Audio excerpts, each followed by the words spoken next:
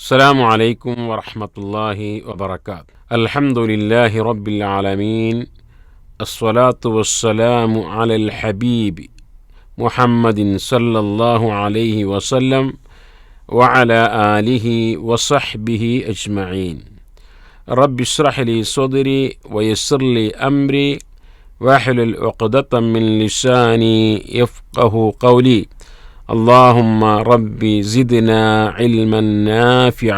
പ്രിയമുള്ള സഹോദരങ്ങളെ, ഹജ്ജ് ഉംറ യാത്രയുമായി ബന്ധപ്പെട്ട മര്യാദകളും യാത്രയിൽ പാലിക്കേണ്ട ആദാബുകളും ചൊല്ലേണ്ട ദിക്ർ ദുആകളെക്കുറിച്ചൊക്കെ കഴിഞ്ഞ ഒരു ക്ലാസ്സിലൂടെ നമ്മൾ മനസ്സിലാക്കിയിട്ടുണ്ടായി. അങ്ങനെ സന്തോഷകരമായി യാത്ര ചെയ്ത് പിന്നീട് ഹജ്ജോ ഉംറയോ ഉദ്ദേശിക്കുന്ന ആളുകൾ എത്തിപ്പെടുന്ന എത്തേണ്ട സ്ഥലമാണ് മീഖാത്ത്. മീഖാത്തുമായി ബന്ധപ്പെട്ട ചില വിവരണങ്ങളാണ് ഇൻഷാ അല്ലാഹ് ഇന്നത്തെ ക്ലാസ്സിലൂടെ നമ്മൾ മനസ്സിലാക്കേണ്ടത്. ഹജ്ജ് അല്ലെങ്കിൽ ഉംറ ഇവ ഉദ്ദേശിച്ചുകൊണ്ട് കഅബാലയത്തിലേക്ക് പോകുന്ന ആളുകൾക്ക് രണ്ട് തരം മീഖാത്തുണ്ട്. ഒന്ന് മീഖാത്ത് അസ്സമാനി, രണ്ട് മീഖാത്ത് അൽ മക്കാനി. അഥവാ ഇഹ്റാമിൽ പ്രവേശിക്കുവാനുള്ള നിശ്ചിത സ്ഥലങ്ങളും നിശ്ചിത സമയങ്ങളുമുണ്ട്. അതിലൊന്നാമത് നമ്മൾ പറഞ്ഞത് മീഖാത്ത് അസ്സമാനി, ഹജ്ജ് ഉംറ കർമ്മങ്ങളിൽ പ്രവേശിക്കുവാനുള്ള പ്രത്യേക സമയം. ഉംറയെ സംബന്ധിച്ച് പറയുകയാണെങ്കിൽ ഉംറക്ക് പ്രവേശിക്കുവാൻ, ഇഹ്റാമിൽ പ്രവേശിക്കുവാൻ നിശ്ചിതമായ ഒരു കാലം ഇല്ല.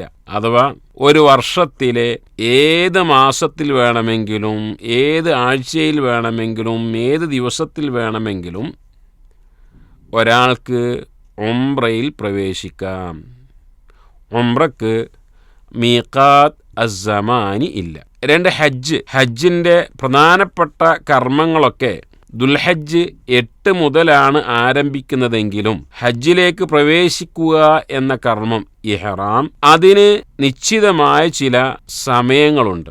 റമദാൻ കഴിഞ്ഞുള്ള മാസമാവുന്ന ശവ്വാൽ, ദുൽഖഅദ, ദുൽഹിജ്ജ മാസത്തിലെ 10 അല്ലെങ്കിൽ 9, ആദ്യത്തെ 9 ദിവസം, ഇതാണ് ഹജ്ജിന് പ്രവേശിക്കുവാനുള്ള സമയം. അഥവാ ഒരാൾ റമദാൻ മാസത്തിൽ ഹജ്ജിന് വേണ്ടി ഇഹ്റാമിൽ പ്രവേശിച്ചാൽ അത് ഹജ്ജിനുള്ള ഇഹ്റാമായി പരിഗണിക്കപ്പെടുകയില്ല. റമദാൻ കഴിഞ്ഞു 29 ആണെങ്കിൽ 29, 30 ആണെങ്കിൽ 30, അത് പൂർത്തിയായ ശേഷം ശവ്വാൽ മാസം ആരംഭിക്കുന്ന 1-ാം തീയതി അയാൾക്ക് അന്ന് വേണമെങ്കിൽ ഹജ്ജിൽ പ്രവേശിക്കാം. ഇതാണ് മീഖാത്തുസ്സമാനി. ആ വിഷയവുമായി വന്ന ചില പ്രമാണങ്ങൾ നമുക്ക് പരിശോധിക്കാം. അല്ലാഹു സുബ്ഹാനഹു വ തആല പറഞ്ഞു, അൽ ഹജ്ജു അശ്ഹുറുൻ മഅലൂമാത്ത്. ഹജ്ജ് അറിയപ്പെട്ട മാസങ്ങളിലാകുന്നു. ഖുർആനിൻ്റെ ഈ വിവരണം ഹദീസുകളിൽ നിന്ന് നമുക്ക് മനസ്സിലാക്കുവാൻ സാധിക്കും, അഥറുകളിൽ നിന്ന് മനസ്സിലാക്കുവാൻ സാധിക്കും. എണ്ണപ്പെട്ട മാസം എന്ന് പറയുമ്പോൾ ശവ്വാല്, ദുൽഖഅദ, ദുൽഹിജ്ജ മാസത്തിലെ ആദ്യത്തെ 10 ദിവസം, ഇതാണ് അയ്യാം അശ്ഹുറുൻ മഅലൂമാത്ത്. ഇതാണ് അശ്ഹുറുൻ മഅലൂമാത്ത്. മഹാനായ അബ്ദുല്ലാഹ് ഇബ്നു ഉമർ റളിയല്ലാഹു അൻഹു പറഞ്ഞു, അശ്ഹുറുൽ ഹജ്ജ്, ഹജ്ജിൻ്റെ മാസങ്ങൾ എന്ന് പറയുന്നത് ശവ്വാൽ വ ദുൽഖഅദ വ അശ്റ മിൻ ദുൽഹിജ്ജ. നേരത്തെ പറഞ്ഞ പോലെ ശവ്വാൽ മാസം, ദുൽഖഅദ മാസം, ദുൽഹജ്ജ് മാസത്തിലെ ആദ്യത്തെ 10 ദിവസങ്ങൾ. ഇബ്നു അബ്ബാസ് റളിയല്ലാഹു അൻഹുവിനും ഇതേ രൂപത്തിൽ വന്നിരിക്കുന്നു, മിനസ്സുന്നത്തി അല്ലാ യുഹ്റമ ബിൽ ഹജ്ജി ഇല്ലാ ഫി അശ്ഹുൽ ഹജ്ജ്. ഹജ്ജിന് ഇഹ്റാമിൽ പ്രവേശിക്കേണ്ടത് ഹജ്ജിൻ്റെ മാസങ്ങളിലാകുന്നു എന്നാണ്. അപ്പോൾ ഹജ്ജുമായും ഉംറയുമായും ബന്ധപ്പെട്ട അൽ മീഖാത്ത് അസ്സമാനി നമ്മൾ മനസ്സിലാക്കി. ഉംറക്ക് പ്രത്യേകമായ കാല പരിഗണനയില്ല. ഹജ്ജിനാണെങ്കിൽ ഇഹ്റാമിൽ പ്രവേശിക്കുവാൻ ഈ പറയപ്പെട്ട മാസങ്ങളിലേ പാടുള്ളൂ. ദുൽഹജ്ജ് മാസത്തിലെ ബാക്കിയുള്ള ദിവസങ്ങളോ നേരത്തെ പറയപ്പെട്ട ശവ്വാൽ, ദുൽഖഅദ എന്നീ മാസമല്ലാത്ത മാസങ്ങളിലോ ഒരാൾക്ക് ഹജ്ജിന് പ്രവേശിക്കുവാൻ സാധ്യമല്ല എന്ന് മനസ്സിലാക്കണം. രണ്ടാമത്തത്, ലോകത്തിൻ്റെ ഏത് ഭാഗത്തു നിന്നും വരുന്നവരാണെങ്കിലും ഹജ്ജോ ഉംറയോ ഉദ്ദേശിച്ച് മക്കയിൽ പ്രവേശിക്കുന്നതിന് മുമ്പായി ചില നിശ്ചിത സ്ഥലങ്ങളുണ്ട്. ആ സ്ഥലങ്ങളിൽ വെച്ച് ഇഹ്റാമിൽ പ്രവേശിച്ച ശേഷം മാത്രമേ ഒരാൾക്ക് മക്കയിലേക്ക് നീങ്ങാൻ പാടുള്ളൂ. അതിനാണ് അൽ മീഖാത്ത് അൽ മക്കാനി എന്ന് പറയുന്നത്. ഹജ്ജിനായിരുന്നാലും ശരി, ഉംറക്കായിരുന്നാലും ശരി, ഈ നിശ്ചിത സ്ഥലങ്ങളിൽ ഇറങ്ങി അവിടെ ചെയ്യേണ്ട കർമ്മങ്ങളൊക്കെ ചെയ്ത് അവിടെ നിന്ന് ഇഹ്റാമിൽ പ്രവേശിച്ചതിന് ശേഷം മാത്രമേ പവിത്രമായ കഅബാലയത്തിലേക്ക് ഒരാൾക്ക് തെൽബിയത്തുമായി ഒരുങ്ങി പുറപ്പെടാൻ പാടുള്ളൂ. അത് ഏതൊക്കെയാണ് സ്ഥലങ്ങളെന്ന് കൃത്യമായി നബി സല്ലല്ലാഹു അലൈഹി വസല്ലം അറിയിച്ചു തരികയും ചെയ്തു. 5 സ്ഥലങ്ങളാണ്. അതിൽ ചില സ്ഥലങ്ങൾ ഇന്ന് ഉപയോഗശൂന്യമാണ്. ആ സ്ഥലങ്ങളിലൂടെ ആളുകൾ കടന്നു വരുന്നില്ല. മറ്റു സ്ഥലങ്ങളിലൂടെയാണ് അവർ ഹജ്ജോ ഉംറയോ ഉദ്ദേശിച്ച് വരുന്നത്. ഒന്ന് മദീനക്കാരുടെ മീഖാത്താകുന്ന ദുൽ ഹുലൈഫ.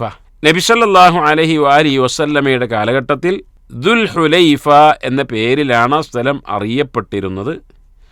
ഇന്ന് അതിന് ആബാർ അലി എന്നാണ് പറയുക. മദീനയിൽ നിന്നും മക്കയിലേക്ക് പോകുമ്പോൾ മദീനയിൽ നിന്നും ഏകദേശം 14 കിലോമീറ്റർ ദൂരെയാണ് ആബാർ അലിയുള്ളത്. അവിടെ നിന്ന് അങ്ങോട്ട് മക്കയിലേക്ക് 400-400 ചില്ലാൻ കിലോമീറ്റർ ഉണ്ട്. മക്കയിൽ നിന്ന് ഏറ്റവും വിദൂരമായ മീഖാത്തും ദുൽ ഹുലൈഫ മീഖാത്താണ്. അപ്പോൾ മദീനയിലൂടെ ഹജ്ജോ ഉംറയോ ഉദ്ദേശിച്ച് വരുന്ന ആളുകൾ നിർബന്ധമായും ദുൽ ഹുലൈഫയിൽ ഇറങ്ങി അവിടെ നിന്നും ഇഹ്റാമിൽ പ്രവേശിക്കേണ്ടതുണ്ട്. രണ്ടാമത്തെ സ്ഥലം ജുഹ്ഫ എന്ന് പറയുന്ന സ്ഥലമാണ്. ജുഹ്ഫ എന്ന സ്ഥലം അത് മദീനയുടെ ജുഹ്ഫ എന്ന സ്ഥലത്തു നിന്നും ഇഹ്റാമിൽ പ്രവേശിക്കുന്നത് പൊതുവെ ആഫ്രിക്കയുടെ വടക്ക് ഭാഗത്തുനിന്ന് ഈജിപ്തുകാർ, അതേപോലെ തന്നെ ഫലസ്തീൻ, സിറിയ, ഈ പ്രദേശത്തു നിന്നും ഹജ്ജ് ഉംറ കർമ്മങ്ങൾക്ക് വരുന്ന ആളുകളാണ് ജുഹ്ഫ വഴി കടന്നു വരാറുള്ളത്. എന്നാൽ ജുഹ്ഫ ഇന്ന് ഉപയോഗശൂന്യമായ ഒരു നാടായതുകൊണ്ട്, ജനങ്ങൾ അവിടെ താമസമില്ലാത്തതുകൊണ്ട് അതിൻ്റെ തൊട്ടടുത്ത പ്രദേശമാകുന്ന റാബഗിൽ നിന്നാണ് ആളുകൾ ഇഹ്റാമിലേക്ക് പ്രവേശിക്കാറുള്ളത്. അവിടെ നിന്നും മക്കയിലേക്ക് ഏകദേശം 208-210 കിലോമീറ്ററാണ്. അപ്പോൾ അതുവഴി വരുന്ന ആളുകൾ ഇന്ന് റാബഗിൽ നിന്നാണ് ഇഹ്റാമിൽ പ്രവേശിക്കാറുള്ളത്. അപ്പോൾ രണ്ടാമത്തെ സ്ഥലം ജുഹ്ഫ, ഹദീസുകൾ വന്നത് അല്ലെങ്കിൽ അതിന് സമാനമായ സ്ഥലമാവുന്ന റാബഗാണ്. മൂന്നാമത്തെ സ്ഥലം ഖർനുൽ മനാസിൽ, അത് ത്വായിഫിലാണ്. ഖർനുൽ മനാസിൽ ഇന്നതിന് സൈലുൽ കബീർ എന്ന പേരിലാണ് പറയപ്പെടുന്നത്. സൗദി അറേബ്യയുടെ കിഴക്കൻ പ്രദേശങ്ങൾ, അതേപോലെ തന്നെ ബഹ്റൈൻ, UAE ഇത്തരം ഭാഗങ്ങളിൽ നിന്നും വരുന്ന ആളുകൾ ത്വായിഫിലുള്ള ഖർനുൽ മനാസിൽ നിന്നാണ് ഇഹ്റാമിൽ പ്രവേശിക്കാറുള്ളത്. അഥവാ സൈലുൽ കബീറിൽ നിന്നാണ് ഇഹ്റാമിൽ പ്രവേശിക്കാറുള്ളത്. അവിടെ നിന്നും മക്കയിലേക്ക് ഏകദേശം 78 കിലോമീറ്റർ അല്ലെങ്കിൽ 80 കിലോമീറ്ററാണ് ഇന്ന് ദൂരപരിധിയുള്ളത്. നാലാമത്തെ സ്ഥലം യലംലം ആണ്. യലംലം അത് പഴയ കാലത്ത് ഏഷ്യൻ രാജ്യങ്ങളിൽ നിന്ന്, നമ്മുടെ കേരളക്കാരടക്കമുള്ള ഏഷ്യൻ രാജ്യങ്ങളിൽ നിന്ന് ആളുകൾ കപ്പൽ മാർഗമാണ് ഹജ്ജിന് പോയിരുന്നത്, ഉംറയ്ക്ക് പോയിരുന്നത് എന്നതുകൊണ്ട് യമൻ വഴിയുള്ള ആ ഭാഗം അതായിരുന്നു നമ്മുടെ മീഖാത്ത്. യമനുകാരുടെ മീഖാത്ത് എന്ന പേരിലാണ് യലംലം അറിയപ്പെടുക. ഇന്ന് യലംലം എന്ന പ്രദേശത്തിന് സഅദിയ എന്നാണ് പറയപ്പെടുന്നത്. സഅദിയയിൽ നിന്നും മക്കയിലേക്ക്, ഹറമിലേക്ക് ഏകദേശം 120 കിലോമീറ്ററാണ്. ഇന്നൊരു പക്ഷേ നമ്മൾ ഫ്ലൈറ്റ് വഴി ജിദ്ദ എയർപോർട്ടിലാണല്ലോ ഇറങ്ങാറുള്ളത്. അപ്പോൾ നമ്മുടെ മീഖാത്ത് യലംലം ആയിക്കൊള്ളണമെന്നില്ല, മറിച്ച് ത്വായിഫുകാരുടെ മീഖാത്താവുന്ന അല്ലെങ്കിൽ ത്വായിഫ് വഴി വരുന്ന ആളുകളുടെ മീഖാത്താവുന്ന ഖർനുൽ മനാസിൽ ആയിരിക്കും ഇപ്പോൾ നമ്മുടെ മീഖാത്ത്. ഇതുകൂടാതെ അഞ്ചാമത്തെ ഒരു മീഖാത്താണ് ദാത്തു ഇർഖ്. ദാത്തു ഇർഖ് അത് ഇറാഖിലെ പ്രധാനപ്പെട്ട നഗരങ്ങളാകുന്ന കൂഫ, ബസ്ര, ബഗ്ദാദ് പോലുള്ള ഇറാഖ് പ്രവിശ്യയിൽ നിന്നും, ഇറാഖ് രാജ്യത്തു നിന്നും വരുന്ന ആളുകൾക്ക് വേണ്ടി നബി സല്ലല്ലാഹു അലൈഹി വസല്ലമ നിശ്ചയിച്ച മീഖാത്താണ്. ഇതാണ് 5 മീഖാത്തുകൾ. നബി സല്ലല്ലാഹു അലൈഹി വസല്ലം അത് കൃത്യമായി അറിയിച്ചു തരികയും ചെയ്തു. അബ്ദുല്ലാഹ് ഇബ്നു അബ്ബാസ് റളിയല്ലാഹു അൻഹു റിവായത്ത് ചെയ്യുന്ന ഹദീത്തിൽ അദ്ദേഹം പറയുന്നു, വഖത്ത റസൂലുള്ളാഹി സ്വല്ലല്ലാഹു അലൈഹി വസല്ലം ലി അഹ്ലിൽ മദീന ദൽ ഹുലൈഫ. മദീനക്കാർക്ക് മീഖാത്തായി നബി സല്ലല്ലാഹു അലൈഹി വസല്ലം നിശ്ചയിച്ചത് ദുൽ ഹുലൈഫയാണ്. വലി അഹ്ലി ഷാമി അൽ ജുഹ്ഫ. ഷാമുകാർ, ഇന്ന് ഷാം എന്ന് പറയുമ്പോൾ സിറിയ, ഫലസ്തീൻ, ജോർദാൻ, ഈ രാജ്യങ്ങളൊക്കെ അതിൽപ്പെടും. അവർക്ക് വേണ്ടി നിശ്ചയിച്ചത് ജുഹ്ഫയാണ്. വലി അഹ്ലി നജ്ദ് ഖർനുൽ മനാസിൽ. നജ്ദ് ഭാഗത്തു നിന്നും വരുന്ന ആളുകൾക്ക് ത്വായിഫിലെ ഖർനുൽ മനാസിൽ. വലി അഹ്ലിൽ യമനി യലംലം. യമനുകാർക്ക് യലംലമാണ്. ഫഹുന്ന ലഹുന്ന ലിമൻ അത അലൈഹിന്ന മിൻ ഗൈരി അഹ്ലിഹിന്ന ലിമൻ കാന യുരീദുൽ ഹജ്ജ വൽ ഉംറ. ഹജ്ജോ ഉംറയോ ഉദ്ദേശിച്ച് അവിടെ നിന്നും വരുന്ന ആളുകൾ, അല്ലെങ്കിൽ ആ ഉദ്ദേശ്യവുമായി അതിലൂടെ കടന്നു വരുന്ന ആളുകൾക്കുള്ള സ്ഥലങ്ങളാണ് നിശ്ചയിക്കപ്പെട്ടത്. ഫമൻ കാന ദൂനഹുന്ന. എന്നാൽ ഈ പറഞ്ഞ സ്ഥലവും കഴിഞ്ഞ് അതിൻ്റെയും മക്കയുടെയും ഇടയിലുള്ള ഭാഗത്ത് താമസിക്കുന്ന ആളുകൾ, ഉദാഹരണമായി ത്വായിഫിലെ ഖർനുൽ മനാസിലിൻ്റെ കഴിഞ്ഞ് മക്കയിലേക്ക് വരുന്ന വഴി, മക്കയിലെത്തിയിട്ടുമില്ല, ഇതിന് ഇടയിൽ താമസിക്കുന്ന ആളുകൾക്ക് ഫമുഹില്ലഹു മിൻ അഹ്ലി. അവരെവിടെയാണോ താമസിക്കുന്നത് അവിടെ നിന്നാണ് അവർ ഇഹ്റാമിൽ പ്രവേശിക്കേണ്ടത്. വഖദ ഹത്ത അഹ്ലു മക്ക യുഹില്ലൂന മിൻഹാ. മക്കയിൽ താമസിക്കുന്ന ആളുകൾ പോലും ഹജ്ജിനാണ് എങ്കിൽ എവിടെയാണോ അവർ മക്കയിൽ താമസിക്കുന്നത് അവിടെ നിന്നാണ് ഇഹ്റാമിൽ പ്രവേശിക്കേണ്ടത് എന്ന് നബി സല്ലല്ലാഹു അലൈഹി വസല്ലം പറഞ്ഞു. അപ്പോൾ ഈ 4 പ്രദേശങ്ങളെ ഈ ഹദീസിലൂടെ നമുക്ക് മനസ്സിലാക്കുവാൻ സാധിക്കും. ഇറാഖുകാരുടെ മീഖാത്താവുന്ന ദാതു ഇർഖ് ആയിഷ റളിയല്ലാഹു അൻഹയുടെ ഹദീസിൽ കാണുവാൻ സാധിക്കും. അവർ പറയുന്നു, അന്ന റസൂലല്ലാഹി സല്ലല്ലാഹു അലൈഹി വസല്ലം വഖത്ത ലി അഹ്ലിൽ ഇറാഖി ദാത ഇർഖ്. നബി സല്ലല്ലാഹു അലൈഹി വസല്ലം ഇറാഖുകാർക്ക് ദാതു ഇർഖ് എന്ന സ്ഥലം മീഖാത്തായി നിശ്ചയിച്ചു. ഈ 5 സ്ഥലങ്ങളിൽ 2 സ്ഥലങ്ങൾ, ഒന്ന് ജുഹ്ഫ എന്ന് പറയുന്ന ഷാമുകാരുടെ മീഖാത്ത്, ആ സ്ഥലം ഇന്ന് ഉപയോഗശൂന്യമായതുകൊണ്ട് തൊട്ടടുത്ത സ്ഥലമാകുന്ന റാബഗിൽ നിന്നാണ് ആളുകൾ ഇഹ്റാമിൽ പ്രവേശിക്കാറുള്ളത്. അതേപോലെ തന്നെ ഇറാഖുകാരുടെ മീഖാത്താവുന്ന ദാതു ഇർഖിലും പൊതുവെ ആളുകൾ അവിടെ താമസിക്കാറില്ല. ഇനി അതിലൂടെ ആരെങ്കിലും കടന്നു പോവുകയാണ് എങ്കിൽ, ഹജ്ജോ ഉംറയോ ഉദ്ദേശിച്ചു വരുന്നുവെങ്കിൽ അവർക്ക് അവിടെ നിന്നാണ് ഇഹ്റാമിൽ പ്രവേശിക്കേണ്ടത് എന്നാണ്. 5ാമത് പറഞ്ഞ ദാതു ഇർഖ് എന്ന മീഖാത്ത്, അത് സംബന്ധമായി ഉമർ ബിൻ ഖത്താബ് റളിയല്ലാഹു അൻഹു മനസ്സിലാക്കിയിരുന്നില്ല. അതുകൊണ്ടാണ് കൂഫ, ബസ്ര എന്നീ പട്ടണങ്ങൾ മുസ്ലിങ്ങൾ വിജയിച്ചടക്കിയപ്പോൾ ആ നാട്ടുകാർ ഉമർ റളിയല്ലാഹു അൻഹുവിൻ്റെ അടുക്കൽ വന്ന് പറഞ്ഞു, യാ അമീറൽ മുഅ്മിനീൻ ഇന്ന റസൂലല്ലാഹി സ്വല്ലല്ലാഹു അലൈഹി വസല്ലം ഹദ്ദ ലി അഹ്ലി നജ്ദ് ഖർനൻ വഹുവ ജൂറുൻ അൻ ത്വരീഖിനാ.